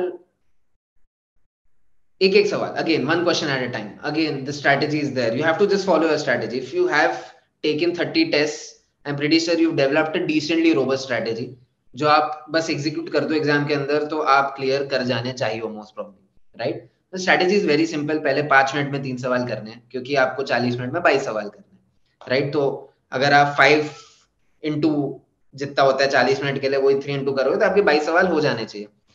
तो बस वहां से चालू करता हूँ। अब वो पहले 3 सवाल इसीलिए जितने आसान जो सवाल दिखे वही उठाता हूँ, है ना। तो स्ट्रैटेजी थोड़ी वैसी बनाई है। और बचपन में क्या होता था, बचपन इन द सेंस जब स्टूडेंट था तब क्या होता था कि 2 मेजर चीजें मैं करता था। एक कि जब मेरी गलती होती थी, सिली मिस्टेक होती थी, जब मैं एनालाइज करता था टेस्ट को, मैं हमेशा अपने आप को अंदर से आप समझ लो एक तरह से गाली देता था, अपने आप को मारता था, अपने आप को माफ नहीं करता था आसानी से। और साथ में मैं अपने स्कोर में 4 मार्क बढ़ा के ही अपना स्कोर समझता था। मैं हमेशा ये करता था कि यार ठीक है ये तो आया, पर आना ये चाहिए था, सो दैट मेरा एक कॉन्फिडेंस भी बना रहे, मुझे उसका एक इंसेंटिव भी दिखे कि यार मैं अगर सिली मिस्टेक नहीं करूंगा तो एक्चुअल में मैं 98.5 से मैं 99.7 पे पहुंच सकता हूँ, राइट। तो एक ये चीज मैं करता था। दूसरी चीज मैंने ये की कि वाइल टेकिंग द टेस्ट, जो मेरी टेस्ट टेकिंग स्ट्रेटेजी थी, उसमें मैं ये जरूर करता था कि जब भी कोई बहुत ही आसान सवाल हो या कोई बहुत लंबा सवाल हो, या इनफैक्ट मौका हो तो ऑलमोस्ट सारे सवाल, बट एटलीस्ट बहुत आसान या बहुत लंबे में एक बार सवाल करने के बाद वापस एक बार जरूर गो थ्रू कर लेता था कि यार एक बार देख लो, 10 सेकंड भले ही लगाओ, 20 सेकंड लगाओ, पर यार गलती अच्छी नहीं रहेगी इन दिस केस। 4 नंबर अगर आपके बचते, अगर आप मान लो 10 सवाल में ऐसे 10-10 सेकंड लगाते हो तो टोटल 100 सेकंड लगा रहे हो, और आपके अगर 10 में से एक ऐसी सिली मिस्टेक पकड़ी जा रही है तो आपके 4 नंबर बच रहे हैं यार। मतलब 2 मिनट में 4 नंबर अच्छा एक रेशियो है when it comes to the cat, right? So ये चीज मैं जरूर करता था कि, और अभी भी करता हूँ कि सवाल का जवाब देने के बाद एक बार वापस देख लेता हूँ जहां जहां मौका मिलता है। देखो हर सवाल में शायद नहीं कर पाओगे, अगेन आपको वही टाइम पे एक इम्पल्सिव कॉल लेना पड़ेगा कि कहाँ आप ये करो और कहाँ ये नहीं करो। I try to manage to do this in, let's say, around 50-60% of the questions where the question is either a one liner, so it becomes easy also to do it. वो करने के बाद क्या एक अंदर भी एक अलग एक कॉन्फिडेंस और बनता है ना। कई बार क्या होता है आप सवाल का आंसर मार्क करते हो, आगे बढ़ते हो, फिर आगे भी सवाल जब आप पढ़ते हो आप सोचते रहते हो यार वो सही किया था या नहीं किया था, फिर आप थोड़ा सा इधर उधर होके आप कहीं ना कहीं कुछ और गलतियां तो कर लेते हो, टाइम ज्यादा लगाते हो। बेटर है यार आप थोड़ा टाइम पीछे वापस लगा के फिर ही आप आगे बढ़ो। Especially if you're prone to do silly mistakes, which I feel everyone is. मतलब very honestly speaking, seeing how people have performed, how students perform, right? So people tend to do silly mistakes. It's there in our genes. We can't help it, right? आप जितना भी focus करने की कोशिश करो कई बार छूट जाता है, मेरे जैसों का छूटता है। जहां मैं ये एग्जाम करीब पता नहीं अब तो मॉक्स वगैरह मिलाऊं तो 500-600 बार दे चुका हूँ, राइट। तो आपका तो छूटना जायज है। तो इसका बस आप ये कर सकते हो कि आप थोड़े रीइंफोर्समेंट रख सकते हो, थोड़ा सा 10-20 सेकंड ज्यादा लगा के देख लो। कई बार क्वांट्स में तो क्या होता है विपुल, मैं बहुत ज्यादा किताबी तरीकों से सॉल्व नहीं करता हूँ सवालों को। I try to eliminate options. I try to substitute some values. मान लीजिए अलजेब्रा हुआ, इनइक्वालिटी का कोई सवाल हुआ, कुछ वैल्यू सब्स्टिट्यूट करके देख ली, तो it does not take a lot of time to just substitute that value again and just recheck कि हाँ जो किया सही किया है नहीं किया। क्योंकि कई बार क्या होता है ग्रेटर देन लेस देन में भी आप गलती कर देते हो, पढ़ने के टाइम पे ऑप्टिक्स रिलेटेड आप सिली मिस्टेक कर लेते हो। कई बार आप क्लिक कहीं करना चाहते हो, क्लिक कहीं और कर देते हो। कई बार वो डबल क्लिक होके वो अनमार्क भी हो जाता है। कई बार आप सेव एंड नेक्स्ट नहीं करते हो, है ना, आप सिर्फ नेक्स्ट पे चले जाते हो तो सेव नहीं होता आपका जवाब। बहुत सारी चीजें हो सकती है, मेरे साथ भी होती है, अभी भी होती है। तो बस यही आप कर सकते हो कि आप थोड़ा ध्यान रखने के लिए एक आदत ही बना लो कि यार कुछ सवालों में एटलीस्ट मैं 10-20 सेकंड एक्स्ट्रा दूंगा। ये बात है। तो इसमें अगेन बच्चों, मेरे ओपिनियन में, right, I will give you my 2 cents on this as well, because ये काफी क्रिटिकल क्वेश्चन है। अभी तो आपने क्या मॉक दिए नहीं है, ठीक है, आप जैसे ही मॉक चालू करोगे तो आप ये सवाल लेके आओगे कि सर सिली मिस्टेक कैसे अवॉइड करें, ठीक है। तो जैसा तो एक तो सुनीत ने बोला, वो चीज बहुत जरूरी है कि you need to see treat CAT like 3 different exams. अब इसमें है क्या है, ये तीनों एग्जाम ना बैक टू बैक ही है। अब कॉलेज एग्जाम में क्या हो जाता है, हमारी जो कॉलेज की एंड सेम एग्जाम है, एक दिन पे एक ही होता है। तो आपका एक मान लो बिगड़ गया, ठीक है, कोई भी आपके मेन सब्जेक्ट का, इलेक्ट्रॉनिक्स का कोई पेपर है या मैकेनिकल इंजीनियरिंग का पेपर है या अकाउंटिंग का पेपर है, आपका बिगड़ गया वो पेपर। तो अगला एग्जाम शायद अगले दिन है या 2 दिन बाद है, तो आप घर जाते हो, आधे घंटे सोते हो, थोड़ा रो लेते हो, ठीक है, और आप खुद को फिर से गैदर करते हो एंड चलो कि भाई अब अगले एग्जाम है, उसकी तैयारी तो करेंगे ना, उसमें तो अच्छा स्कोर करना है। कैट एक आपको ये लग्जरी अफोर्ड नहीं करता कि अगर आपको डीएलआर गया है तुरंत 1 सेकंड बाद ही आपको सीधा काउंट करने लगना है, राइट। सो एक तो कहीं ना कहीं हमारा जो दिमाग पे कंट्रोल है वो बहुत ही हाई होना चाहिए। तो हमें एक सेक्शन का इमोशन दूसरे सेक्शन के अंदर बिल्कुल अफेक्ट नहीं करना चाहिए, नेगेटिवली पॉजिटिवली दोनों। मैंने लोगों को दोनों गलती करते हुए देखा है। काफी बार ये भी देखा है कि डीआईआर में नॉर्मली 2 सेट होते थे, आज 3 कर दिए, और क्वांट में कैजुअल हो गए और 2 या 3 क्वेश्चन कम करके आए, उसके चक्कर में शायद कट ऑफ मिस कर गए क्वांट का, बिकॉज अभी भी हम डीआईआर के वो हैप्पी जोन में थे कि अरे वाह आज तो 3 सेट हो गए। ऐसा नहीं होना चाहिए, पहली बात, right. So treat this as 3 different exams.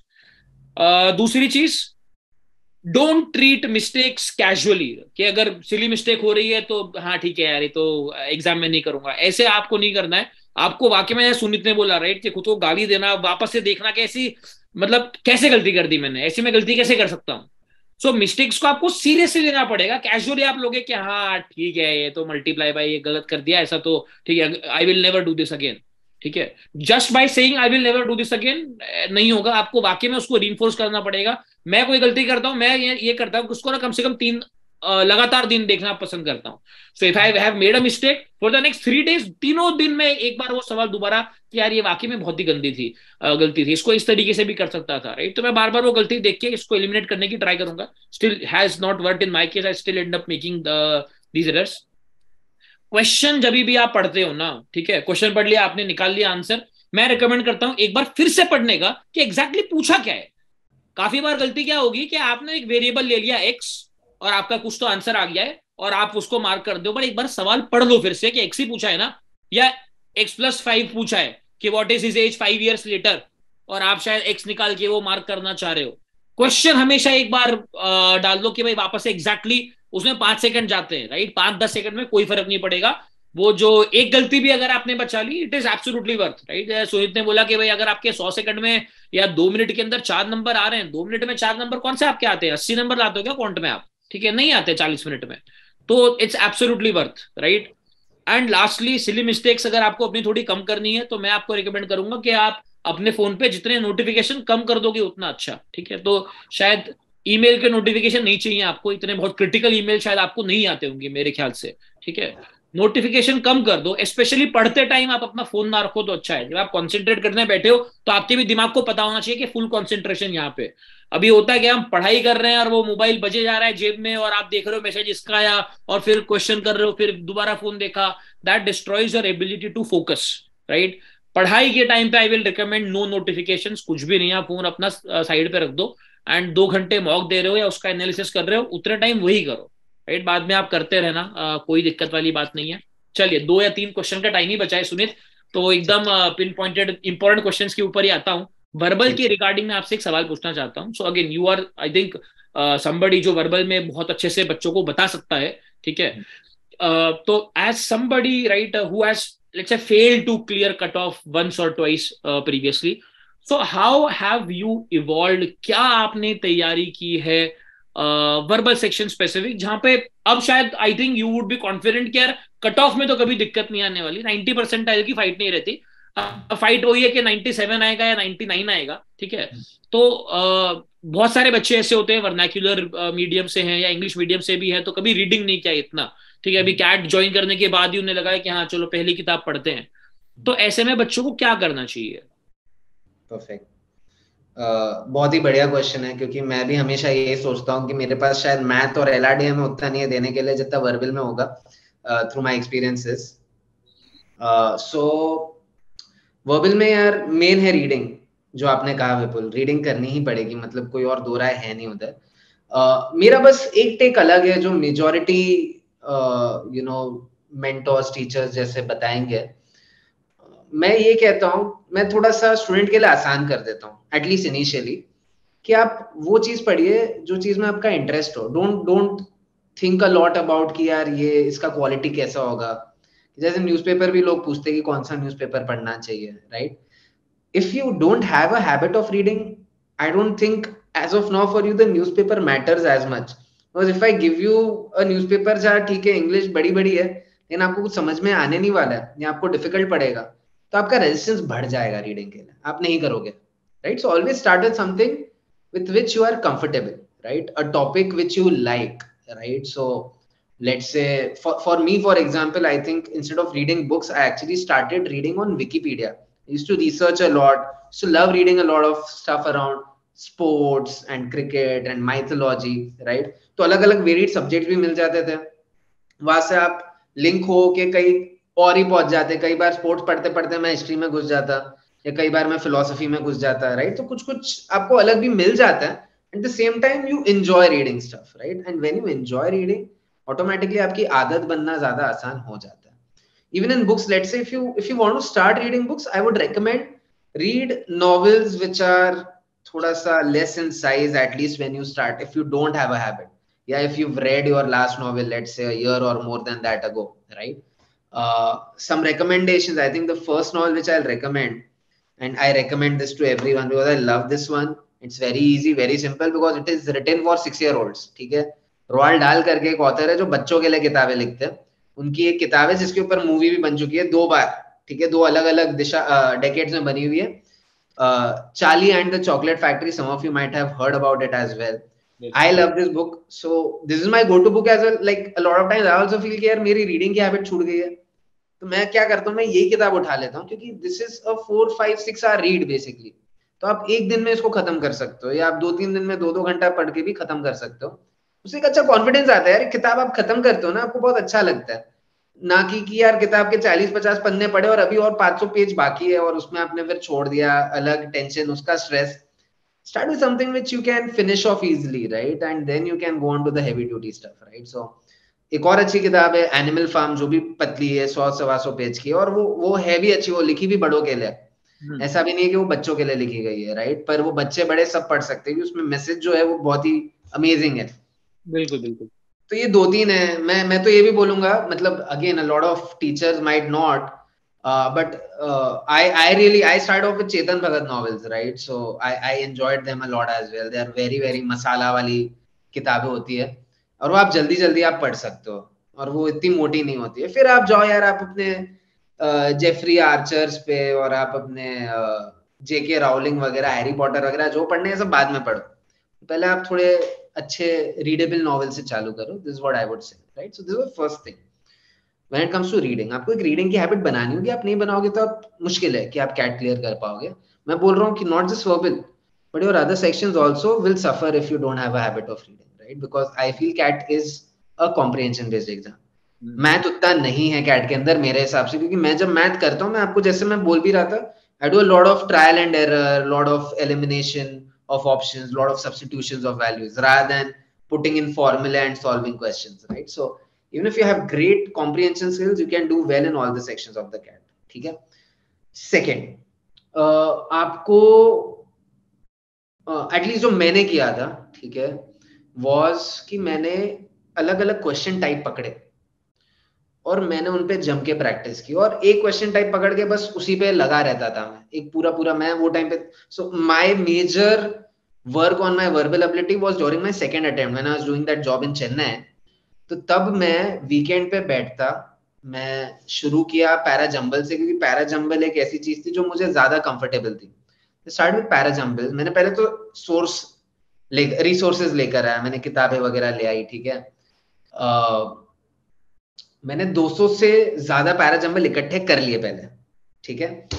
अब मैं 10-10 करके मैं सॉल्व करने लगा, कि मैंने 10 उठाए एक लॉट में, 10 सॉल्व किए, और अच्छे से सॉल्व किए। कोई ऐसा नहीं कि मैंने कहीं कोई गैस मार रहा हूँ कि यार ये नहीं समझ आया, चल इसको लिख देते 2 3 1 4 लिख देते, नहीं।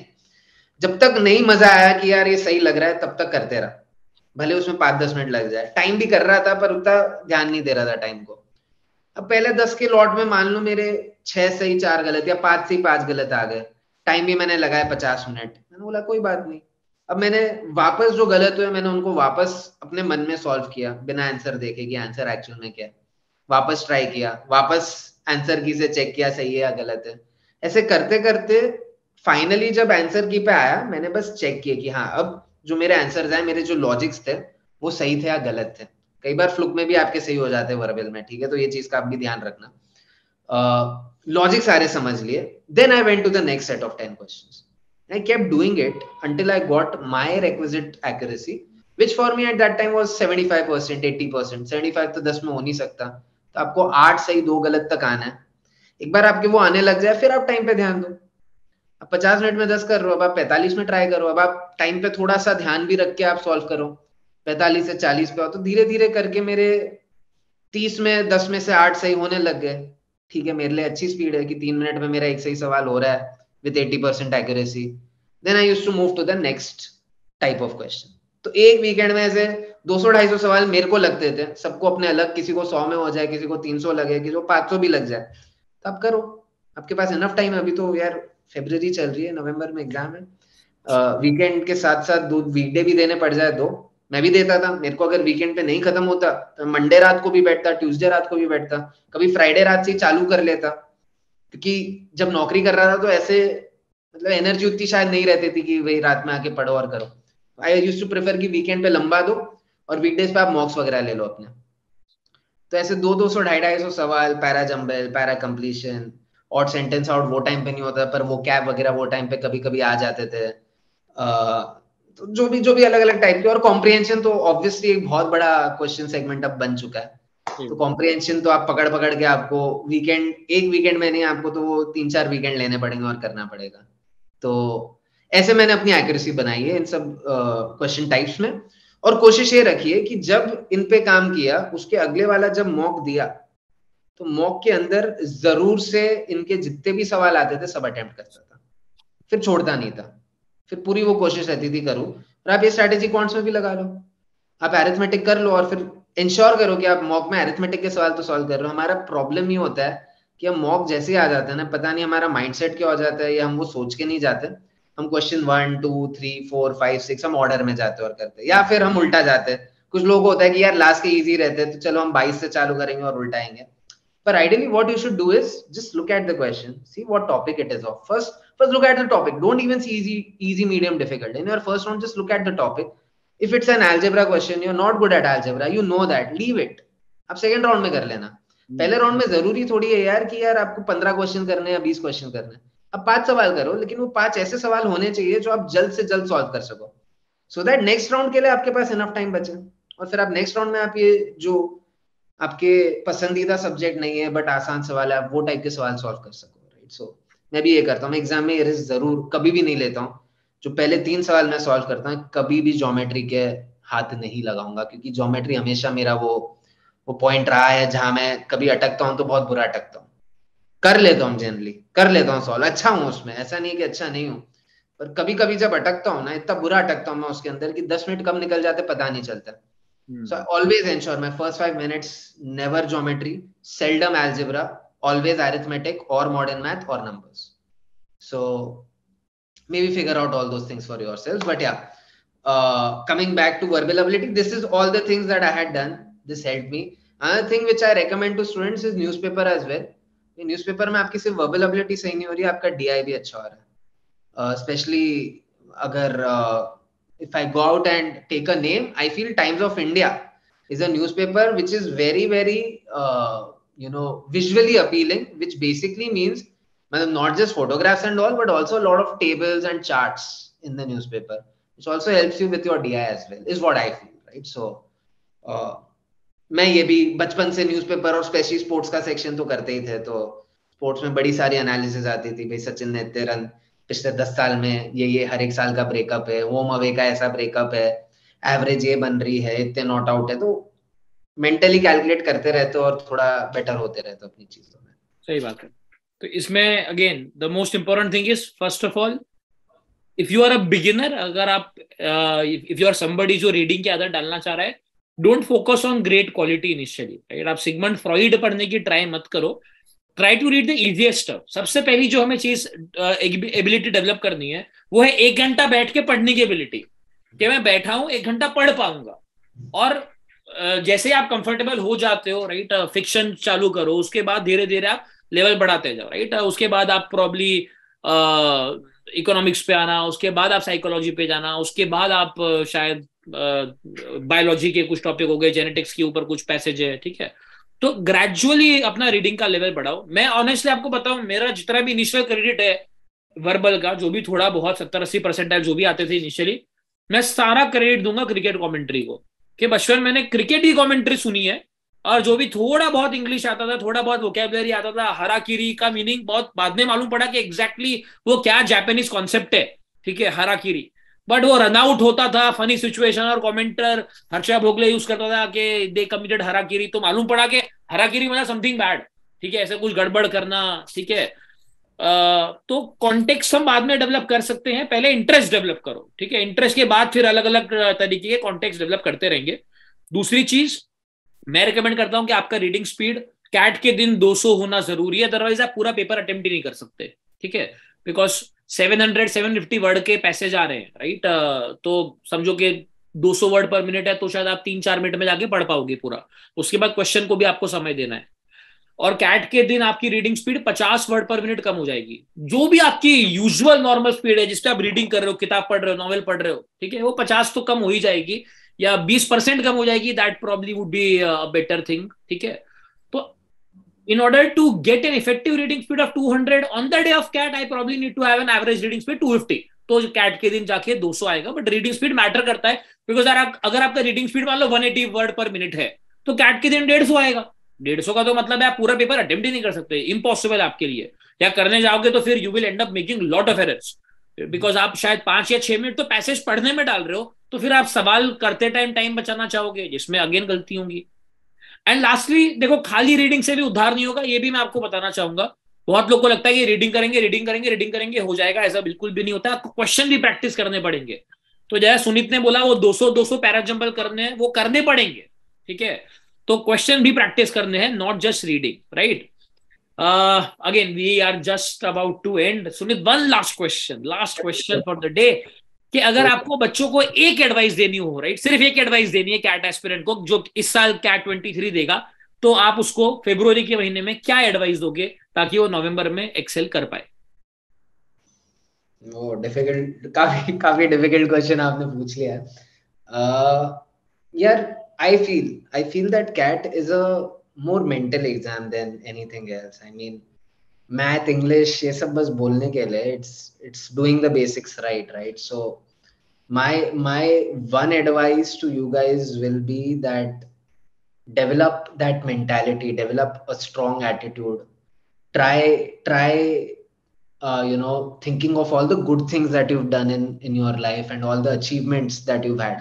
And sometimes a lot of students come up and tell me, यार सर मेरे लाइफ में कुछ अचीवमेंट है नहीं, राइट। वो भी मैं गलत मानता हूँ, क्योंकि आपकी जैसी लाइफ और किसी ने जी नहीं। आपने जो किया है वो किसी और ने उतने टाइम में किया नहीं एकदम परफेक्टली जो आपने एग्जैक्टली किया है, right. So everyone is different, everyone has their own experiences, right? There have been definitely occasions in everyone's lives जहाँ आप कोई एक सिचुएशन से कहीं ना कहीं निकल के आए हो, आपने कुछ बेटर परफॉर्म किया है, right. B it let's say कि भाई गली में क्रिकेट खेलते हुए आखिरी बॉल पे चौका चाहिए था, चौका मार दिया, है ना। तो ये सारे जितने भी एक्सपीरियंस है उससे अपने आपको फील गुड करवाओ, right. If you are mentally at your best, are definitely going to do your best in this exam, right? So just ensure ki that happens with you throughout your journey. And if you talk about doing it in February, I think it's the best time because you have ample amount of time, right? So जून जुलाई में करना भी difficult हो जाएगा, जून जुलाई और उसके बाद, कि आप अपने आप को फील गुड करवाओ। जब ऑलरेडी इतना प्रेशर रहेगा, आप सोच ही नहीं पाओगे, आप काफी टेंशन ले रहे होगे। अभी से आप ये एक्सरसाइज कीजिए, थोड़ा अपने साथ बैठिए, रोज 10 मिनट 15 मिनट बैठे रहिए, कुछ नहीं कीजिए, भले ही मॉडर्न फॉर्म ऑफ मेडिटेशन कर लो। ऐसे नहीं कि मैं कुछ प्रॉपर टेक्निक्स बोल रहा हूँ, but you just sit with yourself and just think nothing or just think about yourself, right? So do all of this, and I'm pretty sure that it is going to help all of you. Wonderful advice, wonderful advice, right. हम बोलते हैं कि भाई life में gratitude होना बहुत जरूरी है, and I think the first person that we should be really grateful to is ourselves, ठीक है। अगर हम खुद से ही ग्रैटिट्यूड एक्सप्रेस नहीं करते, काफी बार एक्सप्रेस करना होता है, राइट। खाली ग्रैटिट्यूड होके मतलब नहीं होता है, काफी बार हमें खुद को रिमाइंड करना पड़ता है कि हाँ भाई I am good enough, I can crack things, ठीक है।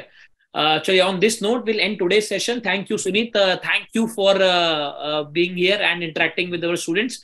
आपके लिए बच्चों एक अनाउंसमेंट है मेरे पास कि next Thursday we will not have think tank Thursday, because आपका गूंज का राउंड होगा। उसके अगले 9th of March को we will be meeting, right, with 3 amazing people, जो 3 अलग अलग करियर के बारे में बात करेंगे, ठीक है।